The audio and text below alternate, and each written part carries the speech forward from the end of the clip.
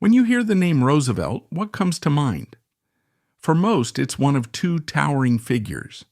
It's the patrician charm of Franklin Delano, who guided a nation through its darkest economic hours.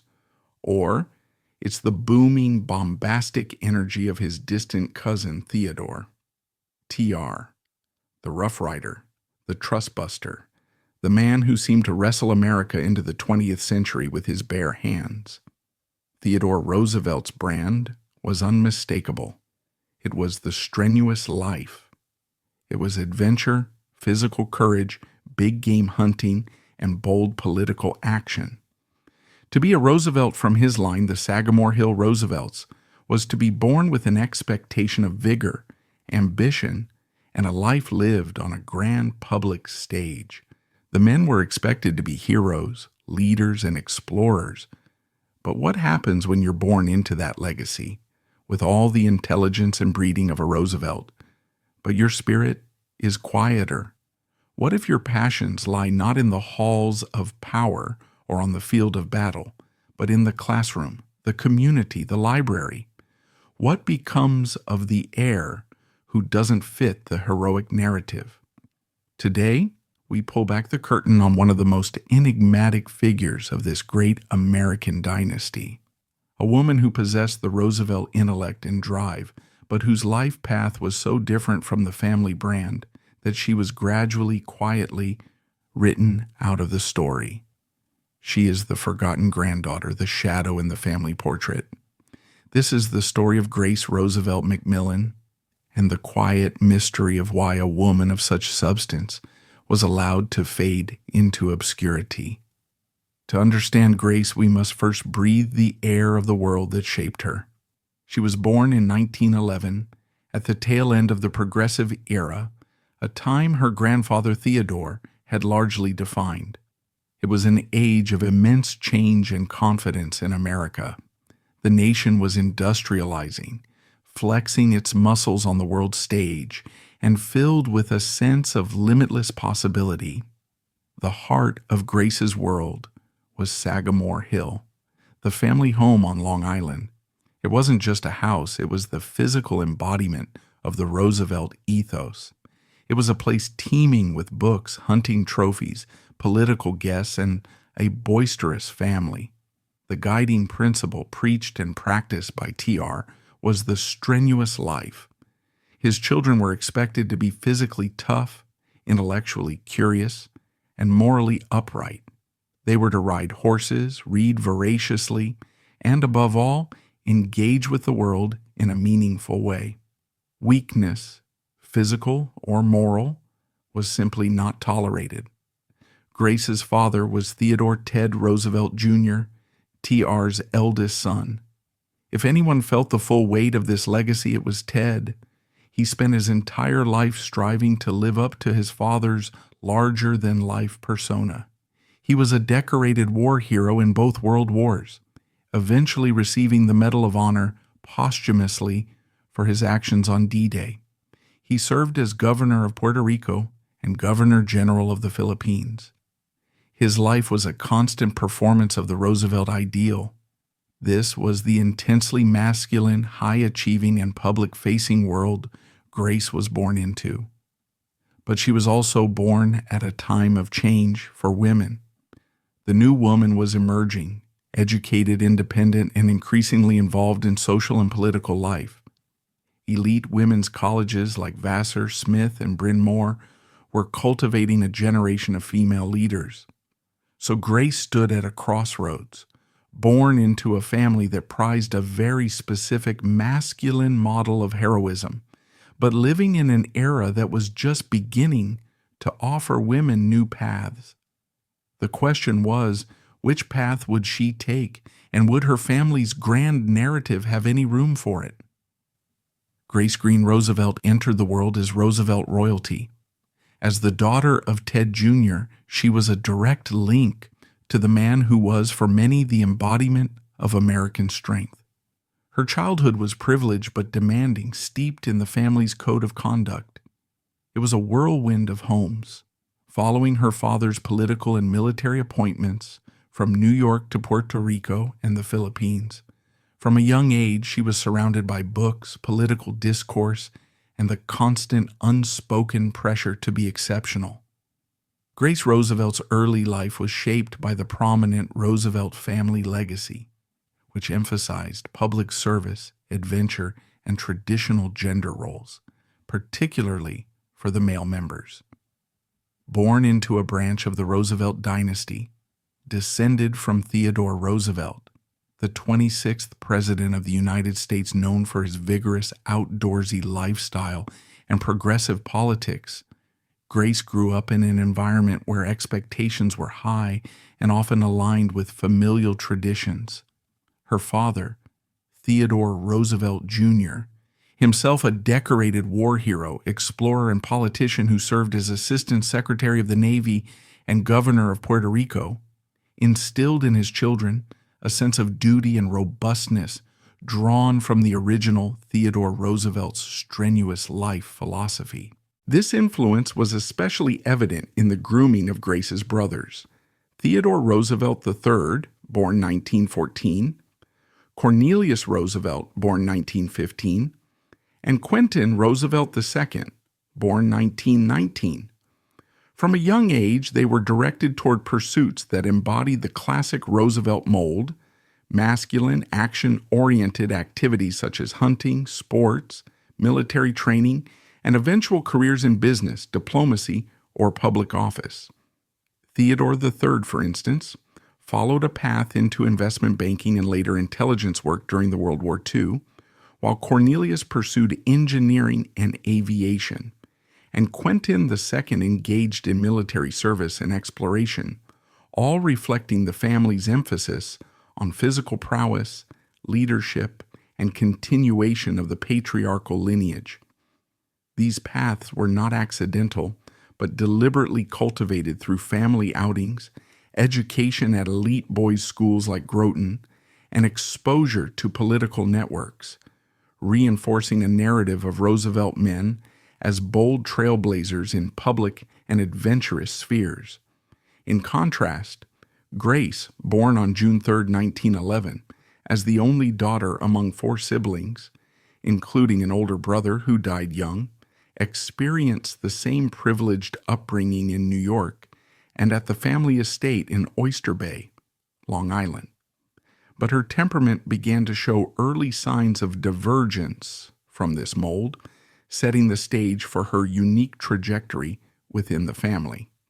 As Grace Roosevelt progressed through her childhood and teenage years in the 1920s, her individual characteristics became increasingly apparent, distinguishing her from the more extroverted, physically oriented pursuits of her brothers and marking the beginning of her independent intellectual development.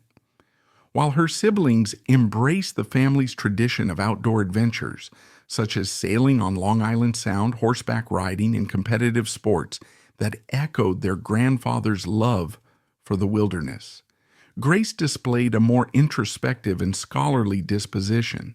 She was described by family members and contemporaries as bookish, with a natural inclination toward reading extensive literature, history, and philosophy, often retreating to the family's well-stocked library rather than joining in the rough-and-tumble games. This thoughtful nature was coupled with a keen intellect, evident in her early academic performance at private schools like the Chapin School in New York City, where she excelled in subjects requiring critical analysis and deep reflection, such as literature and social studies. Unlike her brothers, who were channeled into paths that prepared them for leadership in male-dominated fields, like politics, military, or business, mirroring the careers of their father and grandfather, Grace's interests leaned toward contemplation and knowledge acquisition. This divergence was subtle but significant. It represented an internal shift away from the swashbuckling Roosevelt archetype of bold action and public spectacle toward a quieter application of the family's renowned intellectual capacity. Her parents, while supportive of the traditional mold for their sons, recognized Grace's strengths and did not force her, into incompatible roles, allowing her to nurture these traits through private tutoring and exposure to intellectual circles in New York society. By her late teens, this path had solidified, positioning her not for immediate entry into the political or socialite arenas typical of Roosevelt women, who often supported their husbands' ambitions, but for a pursuit that valued independent thought and scholarly rigor. In the late 1920s, as Grace Roosevelt approached young adulthood, her choice of higher education marked a deliberate step toward academia, leading her to enroll at Bryn Mawr College in Pennsylvania, one of the nation's leading institutions for women's intellectual advancement. Graduating from high school around 1929, Grace selected Bryn Mawr over other options, such as more socially oriented finishing schools or coeducational universities that might have aligned her closer to family political networks. Founded in 1885 as part of the Seven Sisters Colleges, Bryn Mawr was renowned for its rigorous academic standards, emphasizing classical liberal arts education with a focus on philosophy, languages, sciences, and social sciences, fields that demanded analytical precision and original thinking. Grace matriculated in the early 1930s, likely around 1930, at a time when the college was under the presidency of Marion Edwards Park, 1922 to 1942, who prioritized empowering women through education amid the economic challenges of the Great Depression. This decision was pivotal, as it allowed Grace to immerse herself in an environment dedicated to female scholarship, far from the immediate influence of her family's high-profile activities in Washington, D.C. and New York. At Bryn Mawr, she pursued studies that honed her intellectual abilities, engaging in seminars, research, and discussions that encouraged debate and innovation, rather than the practical training for public life her brothers received at institutions like Harvard or Yale. This move to Pennsylvania physically and metaphorically distanced her from the Roosevelt estate's adventurous ethos, providing a space to develop autonomously. During her time at Bryn Mawr College throughout the 1930s, Grace Roosevelt fully engaged with the institution's vibrant academic culture, which served as a crucible for her intellectual maturation and a departure from her family's more action-driven legacy. The college in this era was a center of progressive female intellectualism, attracting students from affluent and influential backgrounds who sought serious education rather than mere social polish. Under the guidance of faculty like philosopher Grace de Laguna and historian Howard L. Gray, Bryn Mawr offered a curriculum that included intensive coursework in Greek, Latin, mathematics, and emerging social sciences, fostering critical thinking skills through small class sizes and Socratic methods.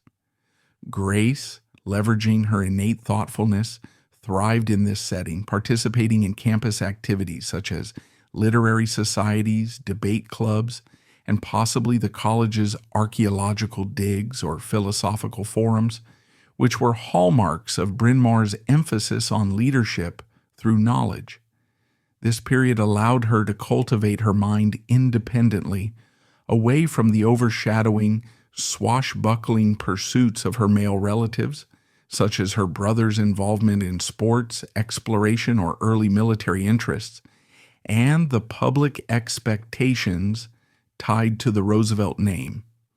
Instead of preparing for a role in politics or high society, Grace applied the family's inherent intellect, evident in Theodore Roosevelt's prolific writing and policy innovations, to scholarly endeavors, excelling in an atmosphere that valued women's contributions to academia. Her time there, spanning roughly 4 years until graduation around 1934, reinforced her ability to think critically and lead in intellectual domains, proving her capacity to embody Roosevelt traits like curiosity and determination in a non-traditional way. The selection and experience of Bryn Mawr College represented a crucial, yet frequently underappreciated milestone in Grace Roosevelt's life, symbolizing her initial assertion of autonomy within a family dominated by public and masculine legacies.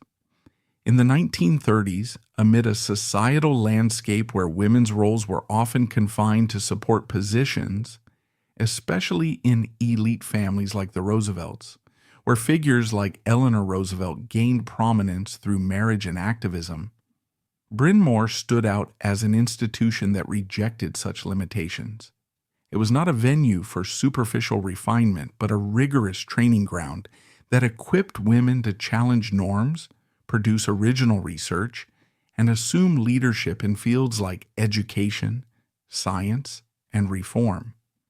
Grace's decision to attend and immerse herself there was her first subtle proclamation of independence, demonstrating that she possessed the sharp Roosevelt intellect, shared with her grandfather's encyclopedic knowledge and her father's strategic acumen, but chose to direct it toward academia rather than the political spotlight or adventurous exploits of her brothers. This path allowed her to escape the shadow of familial expectations, where women might otherwise be relegated to auxiliary roles, and instead forge a sphere of influence based on scholarly merit. The choice's impact extended beyond her college years, influencing her later pursuits in writing, education, or quiet philanthropy, and highlighting how she redefined Roosevelt ambition through intellectual rather than overt public means.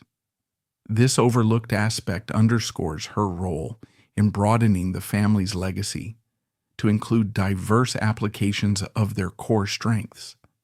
After graduating, Grace once again chose a path different from the one expected of a Roosevelt woman destined for the society pages.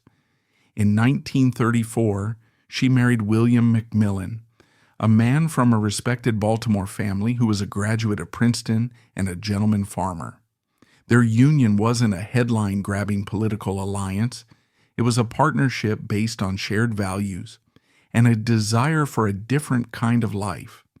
They settled on a sprawling farm in Glendon, Maryland, a world away from the political epicenters of Washington, D.C. and New York City. Here, on this farm, Grace built her world. While her brothers were off fighting in World War II, serving in government, and running major corporations, Grace was raising a family and sinking her roots deep into her local community.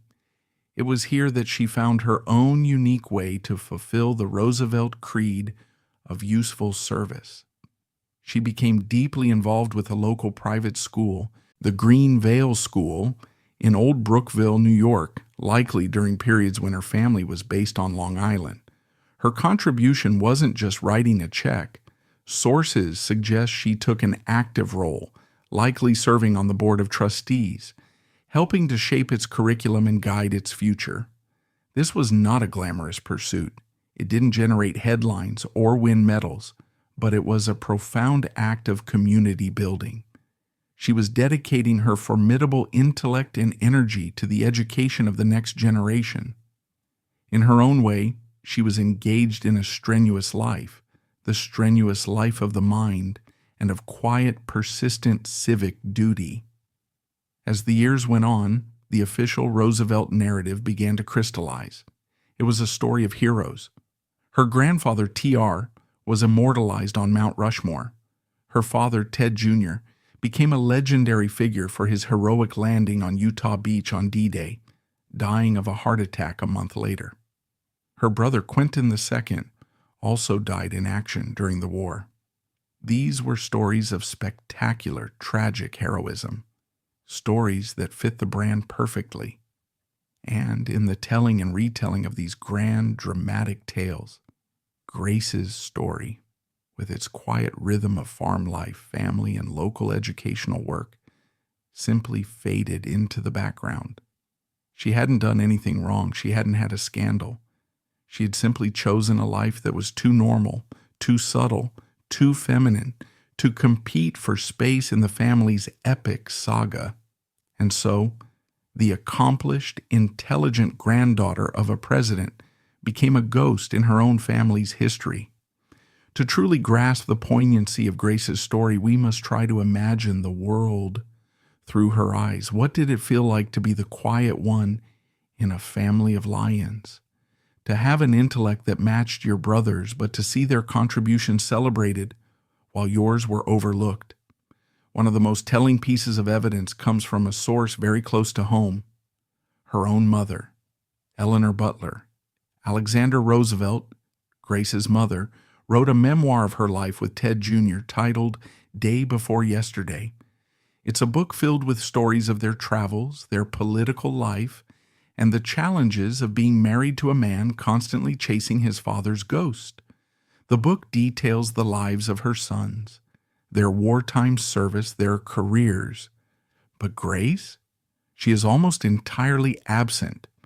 When she is mentioned, it is fleetingly, a passing reference to her marriage or her children. This silence is deafening. It's not a malicious erasure, but a near-total blind spot. It suggests that, in her mother's eyes, Grace's life, the life of a wife, mother, and community educator, was simply the domestic backdrop against which the real important story of the Roosevelt men played out. It's a heartbreaking window into how even a devoted mother could internalize the societal belief that the male story is the central story. Imagine the family gatherings at Sagamore Hill. Her brothers, Theodore III and Cornelius, would have discussed their work in finance and government intelligence. The family conversation would have been filled with talk of national politics, foreign affairs, and the weight of their legacy. What would Grace have talked about? The challenges of running a farm? The new curriculum at Greenvale? The joys and struggles of raising her children? While undoubtedly loved and respected, there must have been moments where she felt her world was a foreign country to the rest of her family. There's no record of Grace ever complaining about her role or expressing frustration. She seemed to have genuinely embraced the life she chose. But we can speculate about the emotional toll of being perpetually unseen. To be known your entire life as Theodore Roosevelt's granddaughter or Ted Jr.'s daughter, with the assumption that your own life was merely a footnote to theirs? Was her choice to lead a quieter life an act of defiance or an act of surrender? Perhaps she saw the immense pressure that crushed her father, who once lamented, "Father is always the fifth at the table," and decided she wanted no part of it. Perhaps her life wasn't a retreat, but a reclamation, a conscious decision to define success and happiness on her own terms, far from the glare of public expectation. Her story is one of quiet dignity, but we must also acknowledge the inherent sadness in it. It's the sadness of unrecognized potential, not because the potential wasn't fulfilled, but because the form of its fulfillment wasn't deemed worthy of note. Grace Roosevelt McMillan lived a life of substance and purpose. The tragedy is that her own family, in its obsession with a particular brand of greatness, failed to fully see it. The controversy surrounding Grace Roosevelt McMillan is not one of scandal or public feuding. It's a far more subtle and in many ways more profound debate about the nature of historical memory and the powerful, often invisible forces that shape a family's narrative. The central question is this: was Grace deliberately pushed to the margins of the Roosevelt story, or did she voluntarily step away, with her family simply respecting her choice?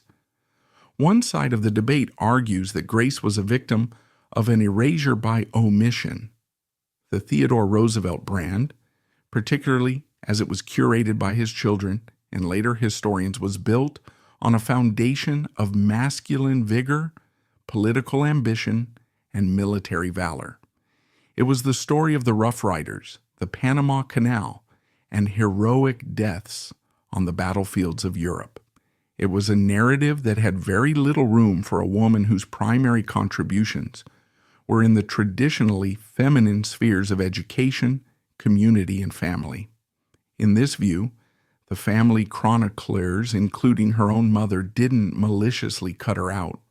They simply didn't possess the framework to recognize her life as being as historically significant as the lives of the men around her. Her story didn't fit the template, so it was left on the cutting room floor. This wasn't a hostile act, but a systemic one, reflecting the pervasive biases of the time. The opposing argument is that Grace was the architect of her own quiet life, and her absence from the historical record is merely a reflection of her success in achieving it.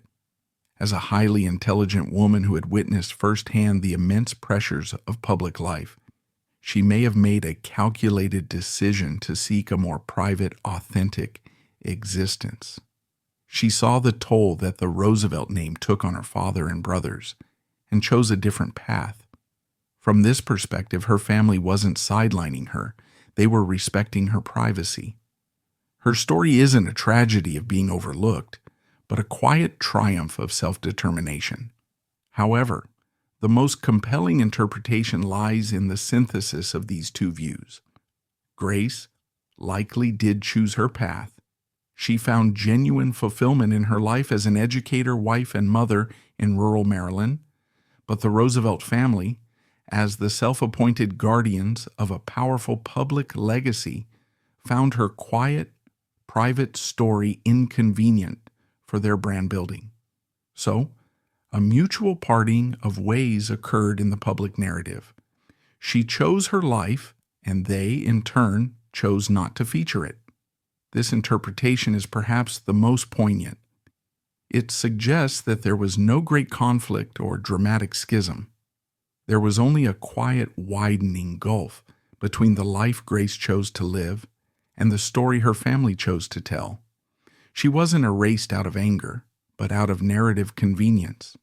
Her life stands as a testament to the fact that sometimes the most profound way to be marginalized is not to be attacked, but to simply be ignored. On the surface, it might seem that Grace Roosevelt McMillan's life has no historical significance. She passed no laws, led no armies, and made no famous speeches. But her true significance lies precisely in her quietness, in what her story reveals about the very construction of history itself. Grace Roosevelt McMillan passed away in 1979 in Maryland at the age of 68. Her death, much like her life, was a quiet affair, far from the national spotlight. There were no grand eulogies in major newspapers, no somber reflections on the passing of a Roosevelt heir. Her death was noted in local obituaries, which remembered her as a beloved wife, mother, and a respected member of her community. Even in her final chapter, she remained a shadow in the grand family saga. Her final resting place is a further testament to the separate world she built. She was buried in the cemetery of St. Thomas's Church in Owings Mills, Maryland, a peaceful, unassuming location. This stands in stark contrast to Young's Memorial Cemetery in Oyster Bay, New York, the hallowed ground where many of the great Roosevelts, including her grandfather Theodore, are buried. The choice of her final resting place feels like a quiet, concluding statement on the life she chose, one built on her own values, separate from the dynastic orbit. Grace's legacy is not carved in stone or detailed in history books. It lives on in the realms she quietly devoted herself to. It can be found in the generations of students who benefited from her contributions to the Greenvale School, where she helped foster an environment of quality education. Her legacy resides in the memories of her family and friends in Maryland, who knew her not as the granddaughter of a president, but as an intelligent neighbor, a dedicated friend, and a woman of quiet but profound strength.